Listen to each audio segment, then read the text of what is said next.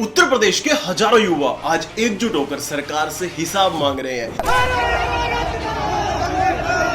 हिसाब उन रातों का जो इन्होंने एग्जाम्स की तैयारी करने में निकाल दी। हिसाब उन सपनों का जिन्हें पूरा करने के लिए ये लोग अपने घर और परिवार से दूर रहे। और हिसाब उन अनगिनत उम्मीदों का जिन पर एग्जाम माफिया ने पानी फेर दिया।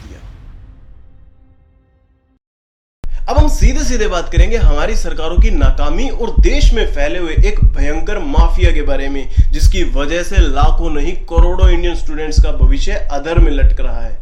इंडियन एक्सप्रेस की एक रिपोर्ट में सामने आया है कि बीते 5 सालों में देश के 15 राज्यों में टोटल 41 पेपर लीक हुए हैं और इनकी वजह से करीबन 15 करोड़ स्टूडेंट्स को भारी नुकसान उठाना पड़ा है। नुकसान उस मेहनत का जो स्टूडेंट्स एग्जाम्स की तैयारी करने में करते हैं। अब यहाँ कुछ बड़े सवाल ये है कि आखिर देश में इन पेपर लीक्स के पीछे क्या कारण है और क्यों इतने वास्ट ह्यूमन और नॉन ह्यूमन रिसोर्सेज होने के बावजूद सरकार इस पर रोक नहीं लगा पा रही है। और सबसे बड़ा प्रश्न कि हमारी पॉपुलेशन के सबसे बड़े पार्ट यानी यूथ को इस अंधेरे में धकेलकर बीजेपी 400 पार की बात आखिर कर कैसे सकती है। इस पेपर लीक की समस्या को समझने के लिए एक नजर इस मैप पर डालिए, जिससे आपकी समझ में आएगा कि पिछले 5 साल में कौन से स्टेट में कितने पेपर लीक हुए हैं। यहाँ रेड सर्कल डिनोट करता है कि राज्य में कितने पेपर लीक हुए हैं और ब्लू सर्कल डिनोट करता है कि कितनी पोस्ट के लिए एग्जाम हुआ था, और लाइट ब्लू डॉट्स डिनोट करते हैं कि पेपर लीक की वजह से आखिर कितने स्टूडेंट्स इफेक्ट हुए थे। अब इसमें अगर सिर्फ अकेले राजस्थान की बात करें तो यहाँ लास्ट 5 इयर्स में 7 एग्जाम्स के पेपर लीक हुए हैं, जिससे करीब 38 लाख स्टूडेंट्स इफेक्ट हुए हैं। अब इसमें आपको एक एग्जांपल देता हूं कि 2021 में राजस्थान सरकार ने 46,000 पोस्ट के लिए रीट का एग्जाम कंडक्ट करवाया था, लेकिन यह पेपर लीक हो गया। और फिर हद तो तब हो गई जब 2022 में इस एग्जाम को दोबारा कंडक्ट कराया गया, तो एग्जाम से पहले ही पेपर सोशल मीडिया पर आ चुका था, जिस कारण से फिर से एग्जाम को कैंसिल करना पड़ा।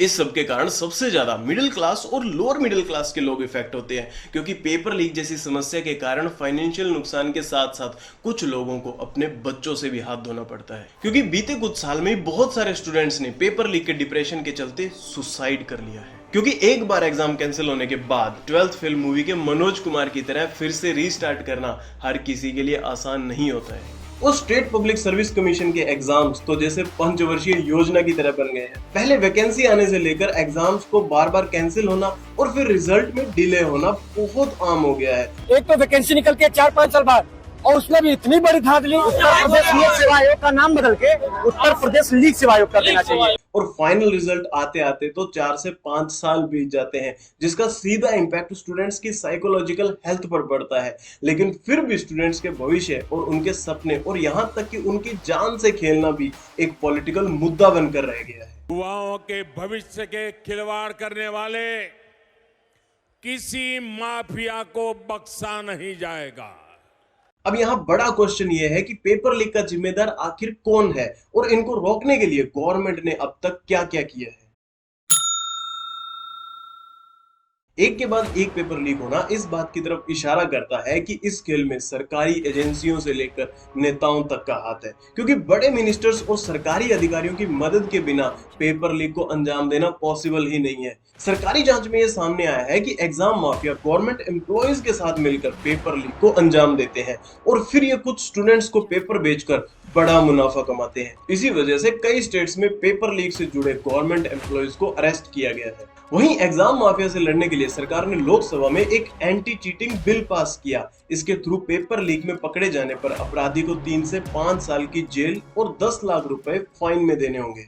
लेकिन इस सब के बाद भी अनलीक्ड एग्जामिनेशन करवाना गवर्नमेंट के लिए एक बिग चैलेंज रहेगा, और उसका एक बड़ा कारण है कि मोस्ट ऑफ एग्जाम्स को ऑफलाइन कंडक्ट करवाया जाता है, जिसकी वजह से बोर्ड को पेपर प्रिंट करवाकर पेपर को पहले ही एग्जाम सेंटर तक पहुंचाना होता है। और इस प्रक्रिया में बहुत सारे गवर्नमेंट एम्प्लॉयज की एक सीरीज काम करती है, और इसी सीरीज के किसी कमजोर हिस्से को तोड़कर एग्जाम माफिया पेपर लीक करवाता है। लेकिन अगर वहीं यही एग्जाम्स ऑनलाइन हो तो एग्जाम टाइम पर ही बोर्ड पेपर रिलीज करेगा, जिससे पेपर बिना किसी के टच में आए, बिना इस सीरीज के सीधा एग्जाम सेंटर तक पहुंच जाएगा। सो गवर्नमेंट को ऑनलाइन एग्जाम सेटअप करने चाहिए, जिससे अधिकतम एग्जाम्स ऑनलाइन ही हो पाए। अगर पेपर लीक को रोकने के लिए आपके पास कोई सजेशन हो तो कमेंट में लिखें। जय हिंद, जय भारत।